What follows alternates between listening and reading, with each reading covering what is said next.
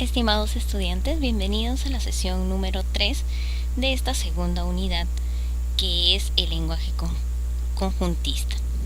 Veamos, el día de hoy vamos a trabajar sobre el subconjunto propio, los conjuntos especiales y los subconjuntos de un conjunto. Veamos la siguiente nota. Vamos a colocar, aquí está. Cuando se escribe A está incluido en B, no está excluida la posibilidad de que los conjuntos sean iguales. Por ejemplo, sean los conjuntos A con estos componentes que me menciona en la diapositiva y sea B determinado, ¿no es cierto?, por características, está determinado por comprensión, el conjunto B. Determinando el conjunto B por extensión, debemos tener que B tiene estos resultados 1, 4 y 8. Observamos que todos los elementos de A pertenecen a B y todos los elementos de B pertenecen a A. Por lo tanto, esto por definición de inclusión concluiría en que A es igual a B. Entonces, vamos a ver un teorema. En este caso, vamos a ver la caracterización de la igualdad de conjuntos. Esto, ¿cómo va a trabajar? Si yo tengo A igual a B, si solo si A está incluido en B y B está incluido en A. Esto es para que yo garantice la igualdad de los conjuntos. Si solo si, nuevamente, A está incluido en B y B está incluido en A. Muy bien, vamos a ver ahora la segunda nota. Por definición de inclusión, si X pertenece a A, entonces el X con llaves está incluido en A, porque estas llaves le van a dar jerarquía de un subconjunto dentro del conjunto original. Muy bien, entonces podríamos ahora sí trabajar las propiedades de la inclusión de conjuntos. A partir de la definición de la relación de inclusión de conjuntos, se establecen propiedades entre ellos. Esto es, la relación de inclusión entre conjuntos va a verificar lo siguiente. Primero, tendríamos que verificar la propiedad reflexiva. Eso significa que A está incluido en A para todo conjunto de A. La segunda propiedad que podemos visualizar es la antisimétrica. Para todo conjunto A y todo conjunto B se va a cumplir que A está incluido en B y que B está incluido en A. Por lo tanto, podremos asegurar aquí la igualdad. A es igual a B. Muy bien, tengo una tercera propiedad, que es la propiedad transitiva. Esto se cumple para todo conjunto A, todo conjunto B y todo conjunto C. Entonces decimos, debe cumplirse que si A está incluido en B y B está incluido en C, entonces podemos responder finalmente que A está incluido en C. Muy bien, tenemos hasta el momento estas tres propiedades muy importantes. Ahora, vamos a ver la relación de inclusión estricta como un subconjunto propio. Supongamos que tenemos los conjuntos A con tales elementos y el conjunto B con otros 5 elementos. Cuando A y B no son iguales, pueden ocurrir que todos los elementos de A pertenezcan también a B. En este caso, se dice que A es subconjunto propio de B o que A es estrictamente incluido en B. Entonces, vamos a leer nuestra definición. Se dice que A es subconjunto propio de B y se denota de esta manera la simbolización. ¿Ok? A, ¿no es cierto?, es subconjunto propio de B. Entonces, esta especificación que estamos verificando aquí, como una especie de rayita abajo, le da jerarquía a mi subconjunto como subconjunto propio. ¿Listo? Esto se da si A está incluido en B y A es diferente de B. Y aquí lo vamos a definir, ¿no es cierto? Diremos A no es un subconjunto propio de B. ¿Listo? Si solo si A está incluido en B y existe algún valor para X tal que deba cumplir que X pertenece a B y X no pertenece al conjunto A. Entonces, veamos por aquí. ¿Listo? Esto es si A está incluido en B y además B tiene por lo menos un elemento que no esté en A. Diremos que A es subconjunto propio de B o que A está estrictamente incluido en B. Veamos el diagrama por este extremo. Aquí, por ejemplo, yo puedo garantizar de que A está incluido en B, ¿no es cierto? De las gráficas. Entonces, veamos, vamos a ver un ejemplito para mejorar esto que estamos conversando y que estamos recordando acerca de los subconjuntos y en este caso el subconjunto propio, ¿no? Entonces, sean los conjuntos A con los siguientes elementos y sea el conjunto B con estos elementos. Se observa que todo elemento de A es elemento de B. ¿Listo? Esto implica que A incluye a B. Además, dice A es diferente de B. Lo simbolizamos de esta manera. Luego, A es subconjunto propio de B y lo anotamos de esta manera. ¿Ok? Si es que estamos hablando de subconjunto propio, A es subconjunto propio de B. ¿Listo? Que son casos especiales. En el ejemplo B, diremos el conjunto de los números naturales es un subconjunto propio del conjunto de los números enteros. Entonces, simbólicamente podremos decir los naturales n es un subconjunto propio. Está incluida de manera especial con z, ¿no es cierto? O en z. Entonces diremos que el conjunto de los números naturales es un subconjunto propio del conjunto de los números enteros y lo simbolizamos de esta manera. Muy bien, vamos a ver un tercer ejemplito. El conjunto A tiene 3 elementos y no es subconjunto propio de B, que está expresado o está determinado por extensión o por comprensión. En este caso vendría a ser por comprensión. Entonces, ¿qué es lo que tendría que hacer primero? Encontrar mis elementos que tengan que ayudarme a resolver esta pequeña incógnita. Ya que A es subconjunto de B, porque aquí, por ejemplo, vamos a ir viendo la regla de correspondencia que vaya cumpliendo con 0, con 2, con 3, ¿no es cierto? En este caso, yo podría garantizar que A es subconjunto de B, pero A y B son iguales. ¿Listo? Porque si es que yo reemplazo el 0, me saldrá 1. Si reemplazo el 2, me saldrá 4. Y si reemplazo el 3, me saldrá 8. Entonces, fíjense que estamos con el conjunto A y el conjunto B y nos estamos dando cuenta que ambos tienen el elemento 1, 4 y 8. Y justamente eso habíamos tocado en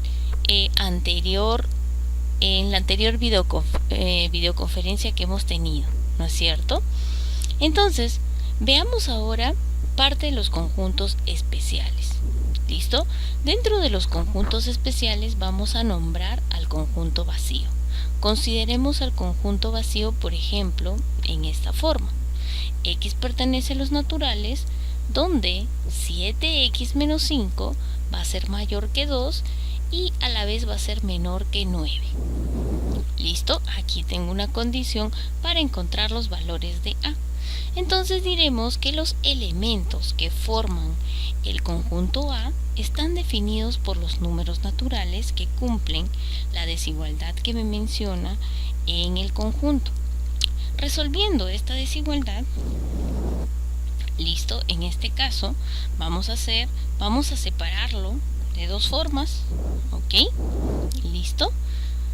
De esta manera tengo que x menos 7 es mayor que 2, pero a la vez es menor que 9. Entonces, vamos a sumar 5 a cada miembro de la desigualdad. ¿Ok? Listo, profesora, vamos a sumarle el valor de 5. Entonces operamos, por aquí saldrá 7, al medio saldrá 7x y el otro lado me saldrá 14. Ahora, ¿qué hacemos? Profe, dividimos, ¿no es cierto? Dividimos todos los valores por 7 a cada miembro de la última desigualdad. Entonces tendremos en esta primera parte 7 entre 7, 7x entre 7 y 14 entre 7. ¿Listo? Entonces por aquí podremos simplificar y encontramos que x será mayor a 1, pero menor a 2. Pero nosotros tenemos referencia de que estamos hablando de los naturales.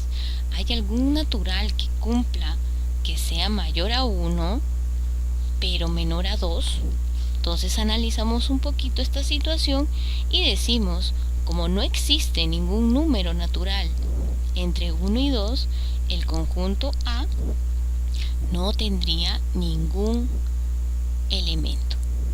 Ahora, por convención, a todo conjunto que carece de elementos se le denomina conjunto vacío y se acostumbra a denotarlo con la letra del alfabeto escandinavo, que es este símbolo de aquí, esta letra del alfabeto.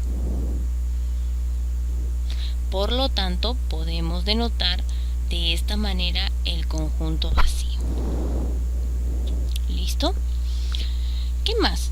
Podemos mencionar que de lo que estamos conversando hace un instante, sacamos como resultado que a veces ocurre que ningún elemento de un conjunto E goza de alguna propiedad, cualesquiera que sea, en este caso una propiedad P le vamos a colocar. En este caso, el conjunto E vendría a ser X que pertenece al conjunto referencial, tal que X cumple la propiedad P, donde decimos que no posee elemento alguno. A este conjunto le llamamos conjunto nulo o conjunto vacío.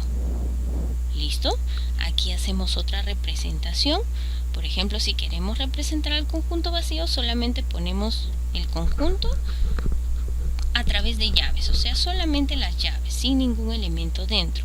O de lo contrario, ponemos el símbolo que acabamos de mencionar del alfabeto escandinavo, que puede ser este de acá. Veamos la definición. Sea A un conjunto, el conjunto vacío de A está denotado por la siguiente simbolización. A este símbolo también lo recordamos como una letra del alfabeto escandinavo, ¿ya? Que va a significar justamente vacío, vacío de A. Entonces el conjunto vacío de A es aquel donde X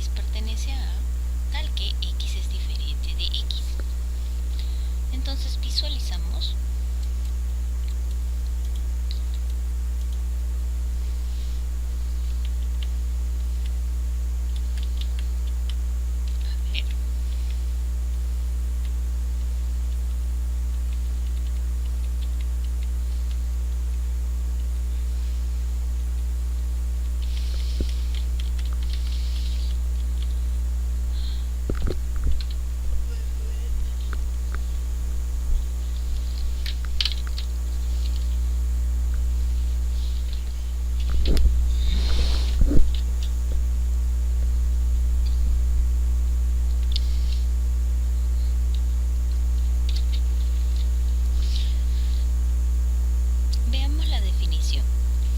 Sea A un conjunto, el conjunto vacío de A denotado por la siguiente simbolización. Es el conjunto en la forma siguiente.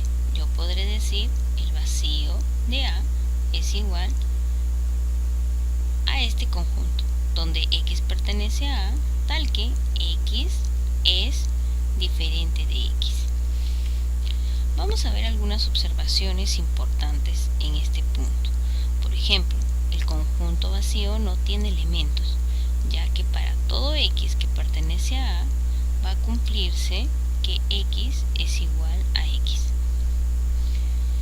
En la observación número 2, si tenemos el vacío en A, decimos que es subconjunto de A. Esto es que el vacío de A está incluido en A para todo conjunto A. En este caso vamos a tomar como ejemplo al conjunto A con tales elementos. Vamos a definir una propiedad donde X tenga que ser diferente de X, y el conjunto vacío en A será aquel conjunto donde X pertenezca a A tal que X es diferente de X. Entonces evaluamos, ¿ok? La propiedad de evaluado en 1. Reemplazamos y diremos 1 es diferente de 1. Esto no va a cumplir, ¿no es cierto? No está cumpliendo esta desigualdad. Por lo tanto, tampoco cumplirá con 3. 3 no es diferente de 3. 5 no es diferente de 5. Y 7 a la misma vez. Todas estas premisas podemos decir que es falso. Por lo tanto, concluimos en que el conjunto vacío de A se puede escribir de esta manera, solamente entre llaves, diciendo que este conjunto está incluido en A. ¿Listo? Entonces verificamos que el vacío de A está incluido en A. Para cada conjunto A, vamos a ver la observación número 3, se ha definido un conjunto vacío en A. Se prueba que todos estos conjuntos son iguales. Si nosotros estamos hablando de que sean iguales, entonces significa que voy a tener el conjunto vacío en A va a ser igual al conjunto vacío en B, va a ser igual al conjunto vacío en C, y así sucesivamente. Y por lo tanto existe un solo conjunto vacío al que vamos a simbolizar con este símbolo.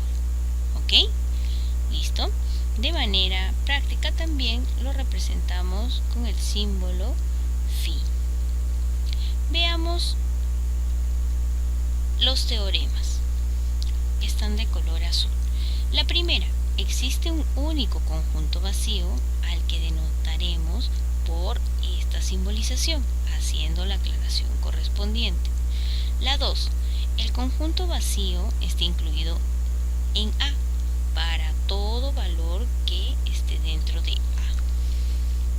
Veamos un pequeño ejemplo.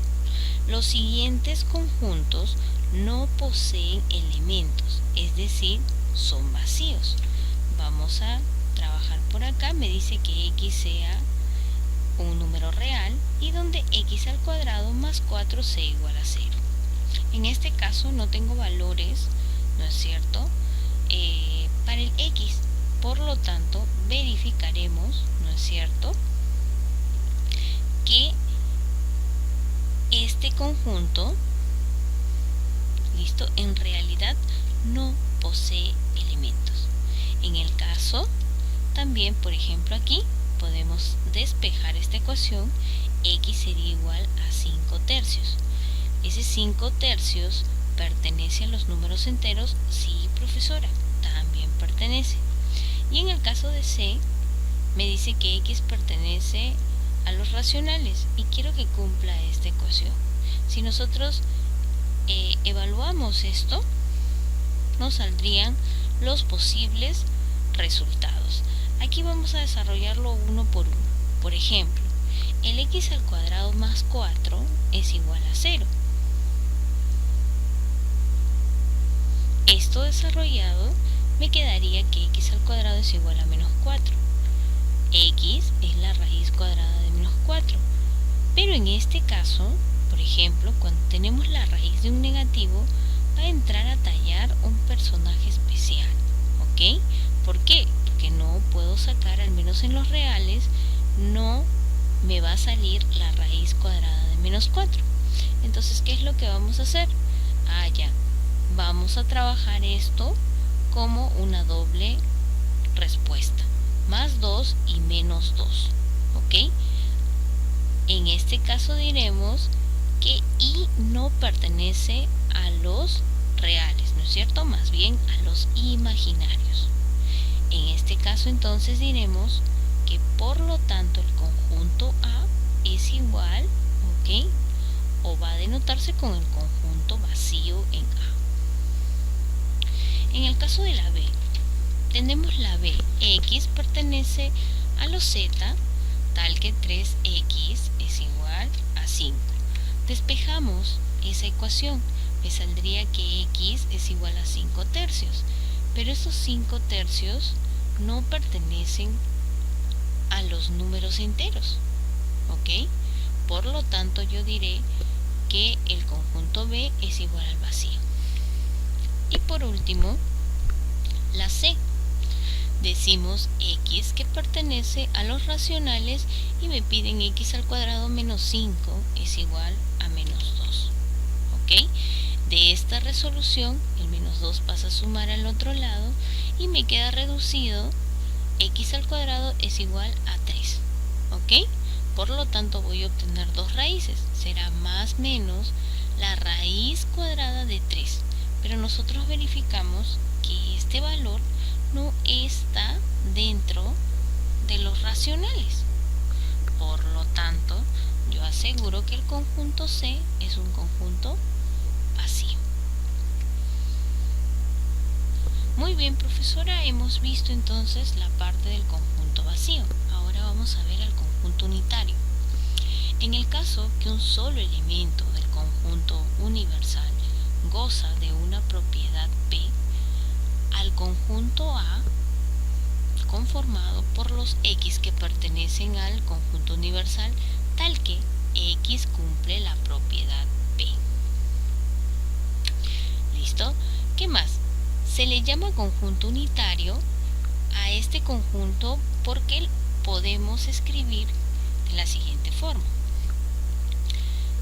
El conjunto A está compuesto por todos los X que pertenezcan al conjunto referencial, tal que X es igual a A, ¿no es cierto? Donde yo puedo concluir que este resultado simplemente será el valor de A, entre llaves. Entonces, podemos definir en esta parte el conjunto unitario como un conjunto que solo posee un solo elemento. Un solo elemento. Veamos en los siguientes casos. El conjunto A es el mismo y posee un solo elemento, es decir, es unitario y se escribe de la siguiente forma. Profesora, pero ya mencionamos que los elementos en el conjunto, ¿no es cierto?, no debemos repetirlos. Por lo tanto, podría ir reduciendo todo esto a este elemento. Por ello diré que A, ¿ok?, vendría a ser unitario en este pequeño ejemplo. Vamos a ver algunas observaciones. La observación número 1 dice: en la escritura de los elementos de los conjuntos es costumbre escribir una sola vez aquellos elementos que se repiten. Si se tiene que el conjunto A con elementos A, B es unitario, entonces ¿qué estoy garantizando? Ya me está garantizando que A es igual a B. Tengamos claro, porque si es que viene una pregunta como esta en alguna de nuestras evaluaciones, nosotros podemos responder fácilmente. Vamos a ver un ejemplito. Si tengo el conjunto A denotado con estos dos elementos, x al cuadrado más 1, 2x, pero me dicen que es unitario, escribe este conjunto por extensión.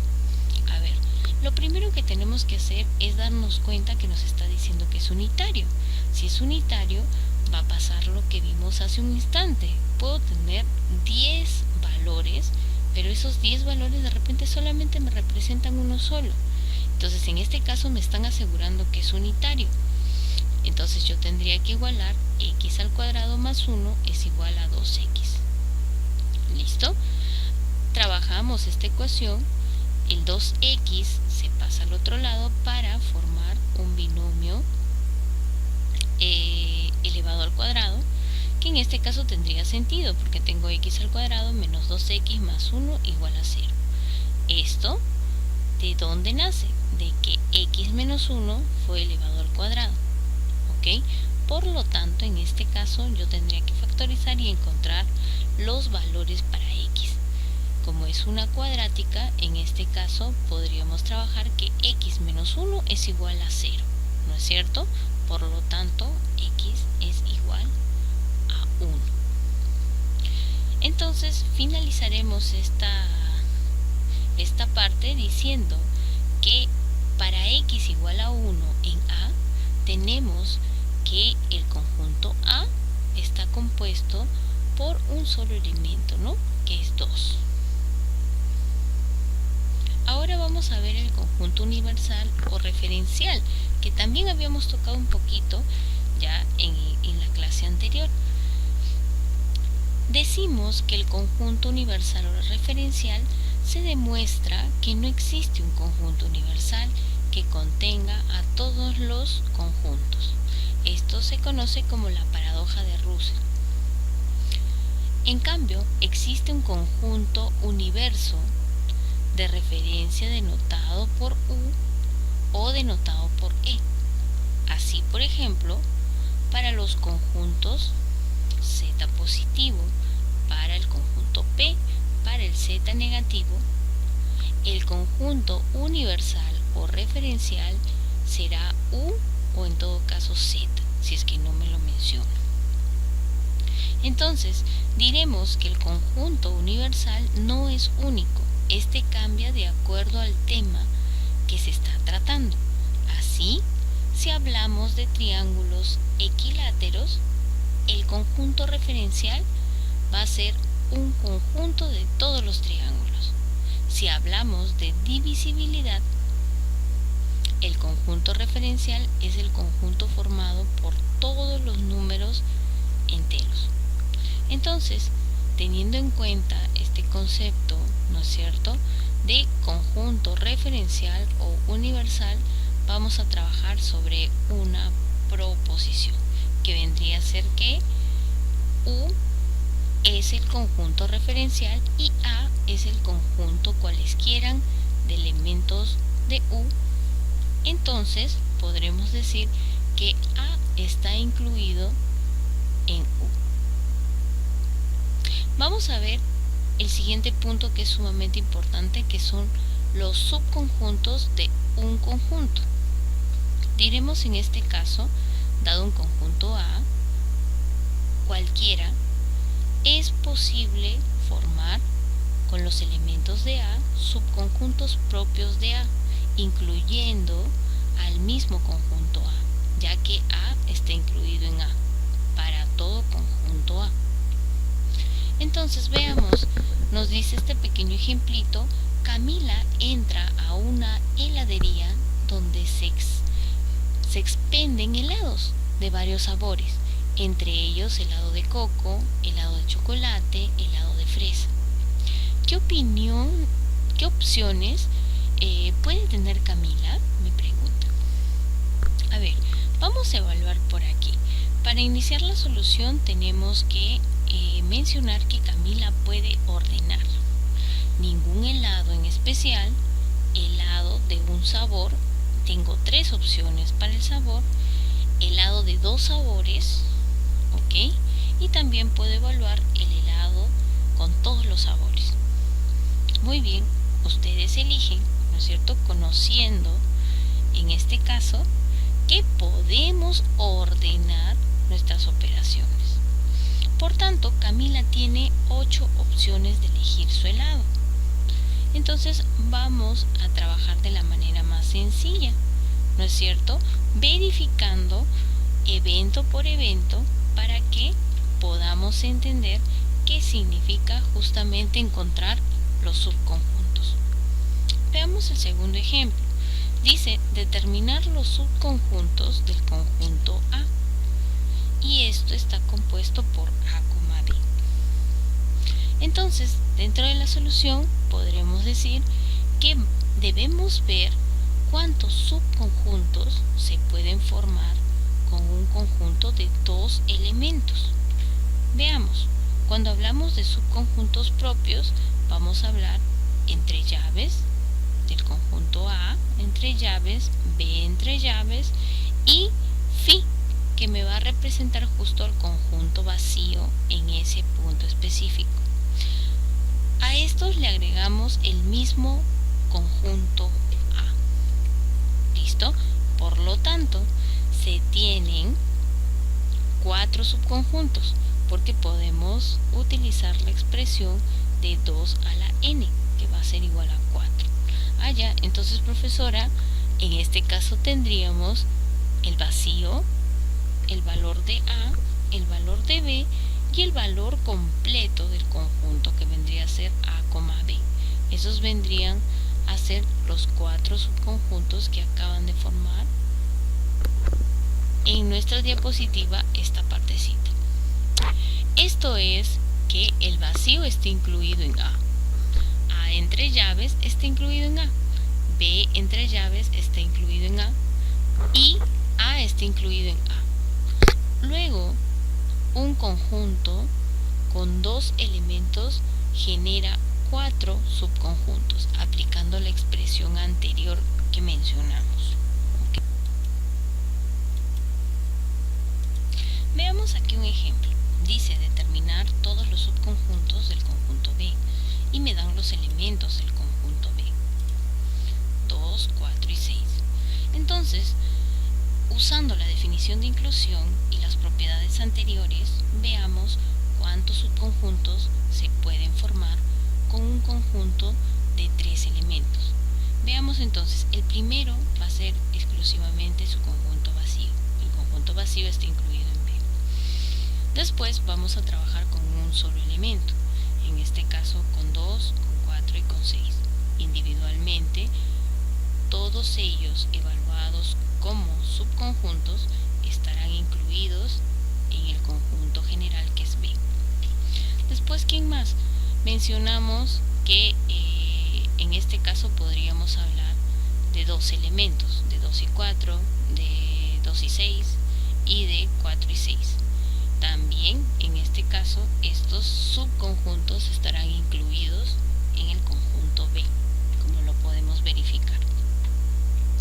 También tengo un subconjunto que va sumando, porque el mismo B, ¿ok?, vendría a ser otro subconjunto de este conjunto que me están mencionando, que es B. Entonces diré, si es que yo quiero determinar cuántos subconjuntos tengo, sería 2 elevado a la n. El n es el número de elementos que voy a encontrar. Sería 3, vendría a ser 2 al cubo, 8. Y efectivamente, si es que contabilizamos 2, 4, 6, 8 valores.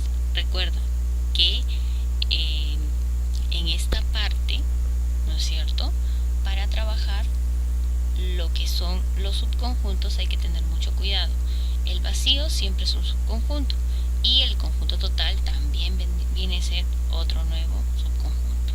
Por lo tanto, un conjunto de 3 elementos genera 8 subconjuntos, como lo estamos visualizando en pantalla.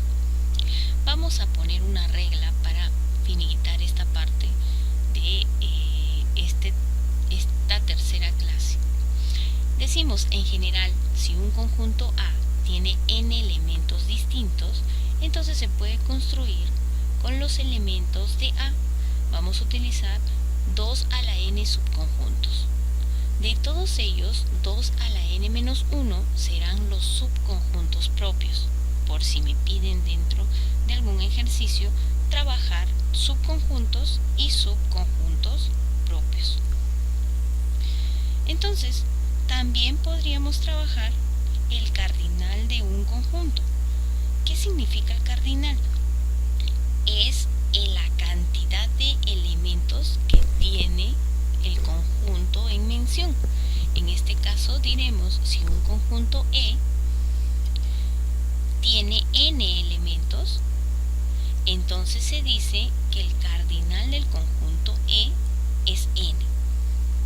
Se escribe de esta manera, card sub E, ¿no es cierto? Eso es n. ¿Listo?